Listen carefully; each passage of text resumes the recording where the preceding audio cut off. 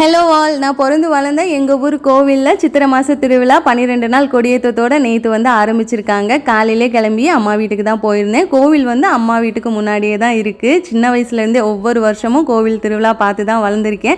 அதோட கோவிலோட வளர்ச்சி பார்த்திங்கன்னா சின்னசாக இருந்த கோவில் தான் இப்போ வந்து கோபுரம் கொடிமரம்லாம் வச்சு 12 நாள் திருவிழா நல்லா கிராண்டாக நடக்கும். அதோட இனி எங்கள் அம்மாலாம் பார்த்திங்கன்னா இந்த 12 நாளும் பிஸி தான். காலையில் மதியம் நைட்டுன்னு 3 நேரமும் கோவிலில் தான் இருப்பாங்க. நான் வந்து நேற்று ஃபர்ஸ்ட் டே அப்படிங்கிறதுனால கோவிலுக்கு போயிருந்தேன். அதோட எங்கள் அம்மாவுக்கு வந்து இனி வீட்டில் சமைக்கிற வேலையே இல்லை. 12 நாளும் கோவிலில் பார்த்தீங்கன்னா சமப்பந்தி விருந்து தான். காலையில் கொஞ்ச நேரம் கோவிலில் இருந்துட்டு வீட்டுக்கு வந்ததுக்கு அப்புறமா எல்லாரும் உட்காந்து கதை பேசிட்டு தான் இருந்தோம். ஏன்னா சமைக்கிற வேலை கிடையாது. சாப்பாட்டு பந்தி ஆரம்பிச்சதும் குட்டீஸை உட்கார வச்சு சாப்பிட வச்சதுல யாருமே ஒழுங்காக சாப்பிடல. அதுக்கப்புறமா கூட்டம் கம்மியானதும் குட்டீஸ் எல்லாம் சாப்பிட வச்சுட்டு அப்படியே நைட்டு டின்னருக்கு அம்மா இட்லி தோசைக்கு மாவு ஃப்ரெஷ்ஷாக அரைச்சி வச்சிருந்தாங்க. நல்லா சுட சுட இட்லி கோவிலில் எடுத்து சாம்பார்லாம் வச்சு டின்னரையும் சாப்பிட்டுட்டு அப்புறமா ரிட்டன் நைட்டு தான் வீட்டுக்கு வந்தோம். நேற்று டே சூப்பராக போச்சு. இனி நாளைக்கு பார்க்கலாம்.